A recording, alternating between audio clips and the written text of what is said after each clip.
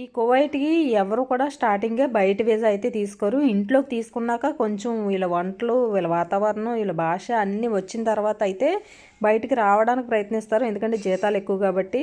స్టార్టింగే వచ్చామంటే పని రాదు, వంట రాదు, భాష రాదు, ఏమీ రాదు కాబట్టి చాలా అంటే చాలా ఇబ్బంది పడిపోవాలి. అలాగే నేను స్టార్టింగ్ ఒక ఇంట్లోకి అయితే వచ్చాను. ఆ ఇంట్లోనైతే వంటకి మా మామ అయితే అన్నీ వండుకో అనేది. కానీ ఏది వండితే అన్నీ వండుకోండి, మీరు ఏం తింటారో అయ్యే వండుకోండి అంటారు. కానీ ఏది వండుకున్నా వాళ్ళకి స్మెల్ రాంది వండుకుంటే సైలెంట్గా ఉంటారు. అదే స్మెల్ వచ్చి ఏమైనా ఏ చేపలో, ఏ పీతలో, ఏ ఎండ్రేలో, ఎండి చేపలో గట్ట వండామంటే ఇంకైతే అస్సలు వాళ్ళు పట్టుకోలేము. ఇప్పటికీ కూడా అది కూడా వండుకోనివ్వకుండా వాళ్ళు వండిందే తినమని చెప్పేవాళ్ళు కూడా ఇప్పటికీ ఉన్నారు.